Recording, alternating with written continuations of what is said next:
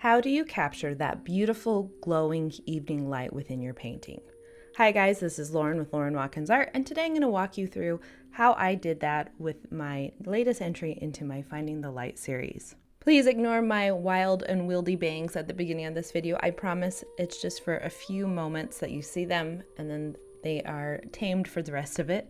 But I started off by pre-wetting my paper really well, so I had plenty of wet into wet working time. And then I started going in with Nickel Azo Yellow. Nickel Azo Yellow is one of my very favorite yellows. It's a highly transparent staining yellow that has this beautiful warm glow to it, but it doesn't lean too orange.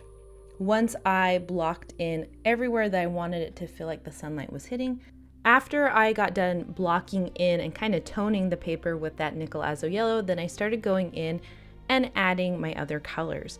That reddish brown color that you see, that is Quinacridone Burnt Orange. I love this color, and sadly the pigment that is used to create it, that PO48 pigment, is being discontinued. But I love this color because it's kind of like burnt sienna, but better for how I paint because it's more transparent and more staining. I tend to lean towards a lot of staining colors when I am working in a lot of layers like this, because they don't reactivate as well or as easily as more granulating colors or more opaque colors.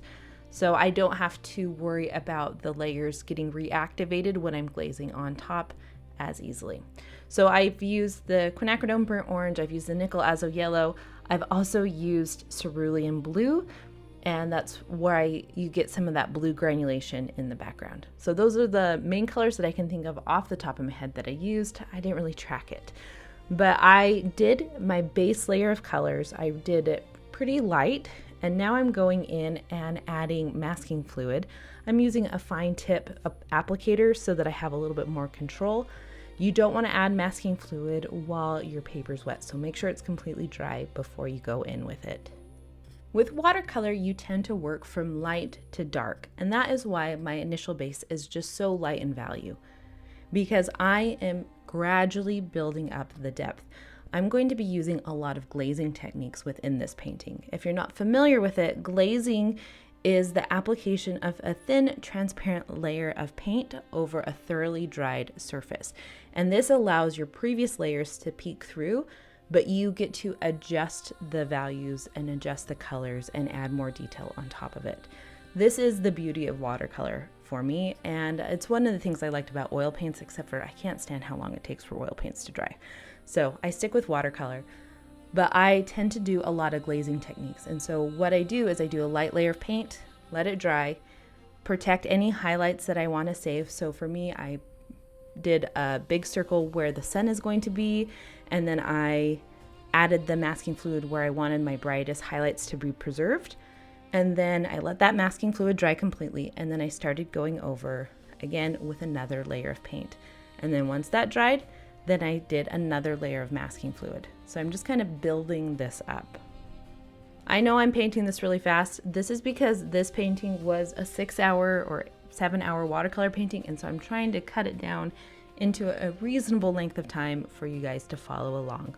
But I'm just focusing my masking fluid where the highlights would be the strongest. So I'm thinking about where all the rays of light would be hitting, and I'm focusing my masking fluid in those sections to start off with. And now I'm going in and working on the sky a little bit more. I added a little bit more of a diluted Nickel Azo Yellow right around the sun. And then when I get a little bit more away from the sun, I'm adding a little bit of a Cerulean Blue. Now in my reference photo that I'm working off of, the sky is actually just white. It doesn't really have any color to it, but I wanted to make sure my brightest highlight is where the sun is shining through the trees. So I wanted to add a little bit of color to the sky section that's off to the side so that our main focus can be that sunlight peeking through the trees. Because we're trying to capture that golden hour light where everything kind of has this beautiful warm gold glow to it, we're using a lot of yellows within this painting, and it's kind of toning the base of the whole picture, and that is good. That's what we're trying to do. But it's still important to pay attention to how warm or how cool the colors are and where we're applying them. So cooler tone colors like greens that have a lot of blue in them, I'm applying those in the areas that are in shadow. that the sunlight isn't hitting. And I am using my warmer toned greens, my greens that have a lot of yellow to them. Those are going to be placed in the areas where the sunlight is hitting. And that helps tell the story of our picture. It's the same with our yellows and our oranges and our reds. So the closer I get to the sun, I'm using a lot more yellow, and then it's gradually getting to be more orange. And the further away I get from it, then it starts to lean a little bit more red. And I'll eventually be adding some more purples to those reds and some browns to kind of cool them down. You'll notice that I'm applying the same concept to the trunks of the trees. So I am paying attention to the values of them, making sure the shadow side's on the correct side from where the sun is positioned. But I'm also paying attention to the warmth and the cool tones. So anywhere on the tree that is getting sunlight hitting it, I'm using a more orange-based brown. I'm making it warmer in tone. And then the sides of the trees that are in shadow, I am using a cooler brown. And you'll see I'll build that up as we go along. The area of the forest that is closest to the sun, I am using a lot of orange in those browns to really get that feeling of sunlight hitting those trees and really warming up those sections.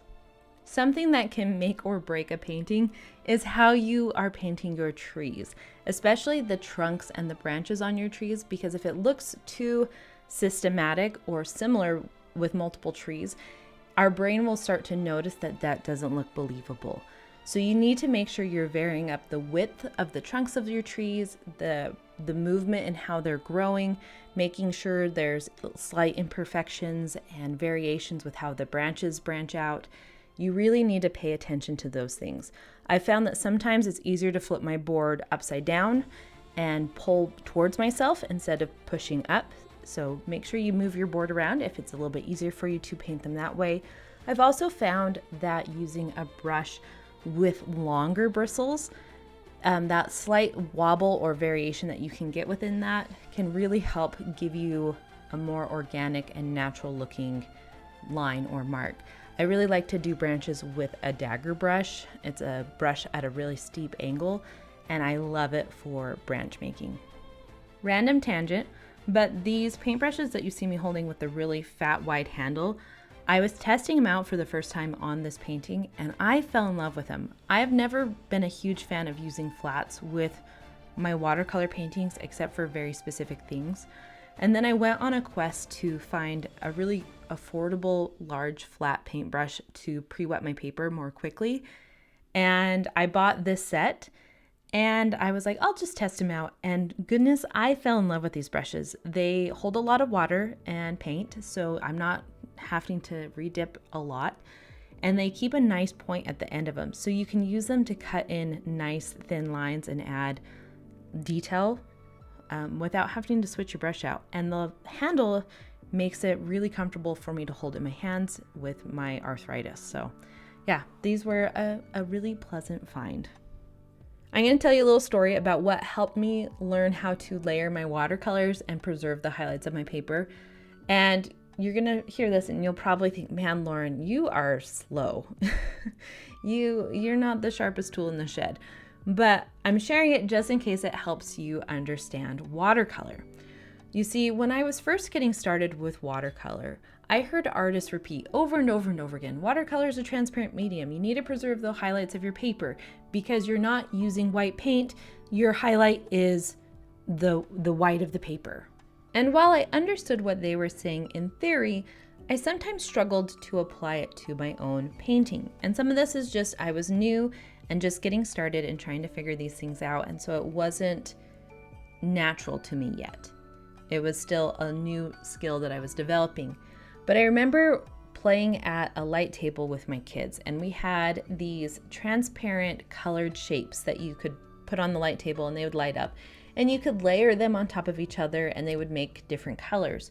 But something that clicked in that moment was that with each layer of these transparent colors that I stacked on top of each other, it naturally made them darker. Even it didn't matter if it was the pale yellow shape. If I put it on top of something else, it naturally made that section darker. And that is when it clicked with me with watercolor, that it doesn't matter how light or diluted of a layer of paint I'm adding, it's going to naturally make that section darker. So I really needed to pay attention to where I was applying my paint to, even if it was a really diluted layer, because it would naturally darken up those sections. And if I wanted to make sure I preserve those lighter values on the lighter end of the value scale, I needed to not apply any more paint to those sections unless I was absolutely sure that that is what that section needed. It made me start to conceptualize my paintings in terms of like transparent slides. I don't know if you've ever seen them where there's like a transparent slide with like an abstract shape on it, but then you stack up other slides on top of it and eventually the image starts to take shape and come together. And that's kind of how I had to start approaching my watercolor paintings, where I had to think about, okay, this is my highlight layer, and then what slide is the next one, and that's going to be my next mid-tone value, and then my next one, and then eventually it becomes my deepest and darkest value. And when I started to conceptualize my paintings in that way, it really helped me kind of break down what each step needed to be. So I didn't show it, but I did add a little bit more masking fluid to the painting. I switched brands. This blue one is the Schmincke masking fluid brand. I was testing it out as well, and I added it to sections that I wanted to preserve kind of the next layer of highlights before I went in and did some more detail work. I also did a blue ring around where the sun was because I made the center of the sun bright white, but I want it to gradually become more and more yellow as you kind of come out from that center. So I did this this ring of blue around it to preserve kind of that pale yellow that was next to it. And then I did some more yellow around that to help kind of get that glow effect from the sun. And then I went in and I just deepened up more layers. I'm just gradually building up those darker values. And I'm starting to go in and add the darker values to the trees and start to build up the leaves. And that's why I went in with some more masking fluid, because I was going to be adding a lot of darks to these leaves to really start to get that feeling of depth within them. And I didn't want to accidentally cover up too much and lose those kind of speckled highlights that you see within the trees.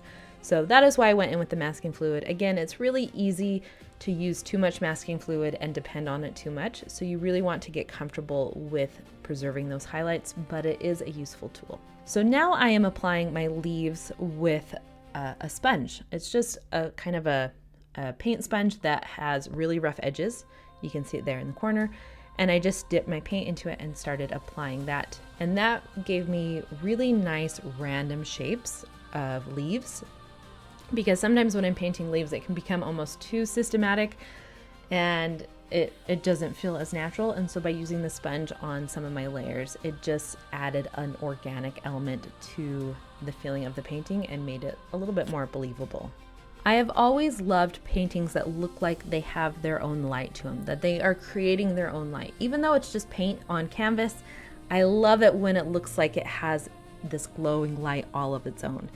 And I've been trying to capture it in my Finding the Light series, where it looks like the sun is literally lighting up this painting. And I found a tip or a trick that really helped me, and it was to look at my painting in low lighting. It started because I just propped up my painting at an easel and was looking at it from a distance, and then I turned off my lights and left. And when I came back in the morning, I walked into my studio and I hadn't turned on my overhead lights, and I just had the soft diffused light of really early morning. And the painting looked like it was glowing. It looked like it had its own light source. And that became a really helpful tip and trick for me as an artist. And so now when I'm doing these paintings, I will often look at them in low lighting from a distance so that I can see if the lighting is correct.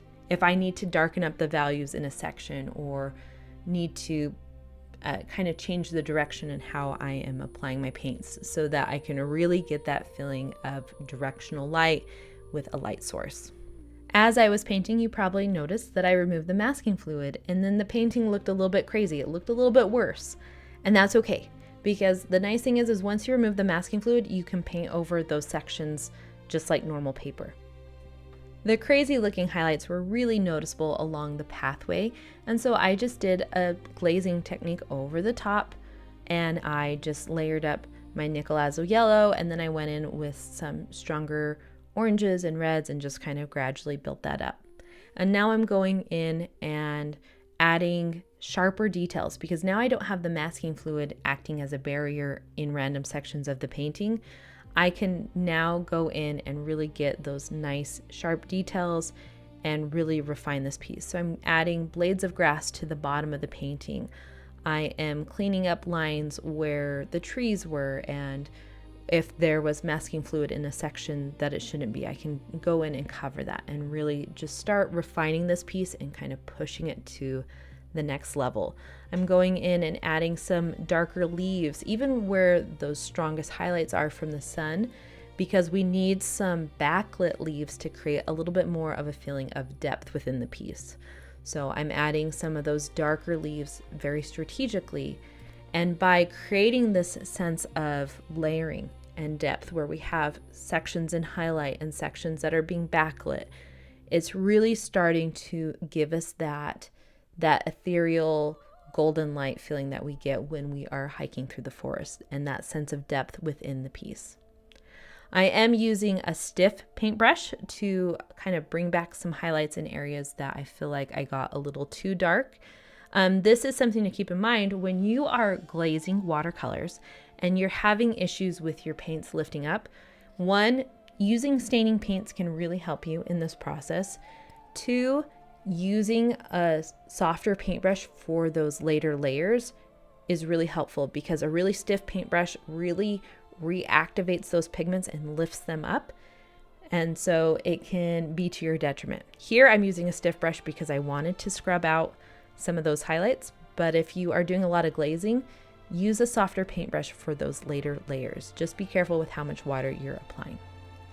Now I am going in and I'm adding a little bit of blue to this piece. I deepened up some of the blue in the sky in the section directly above the pathway, just to darken it up so I didn't have it competing too much with the highlight from the sun.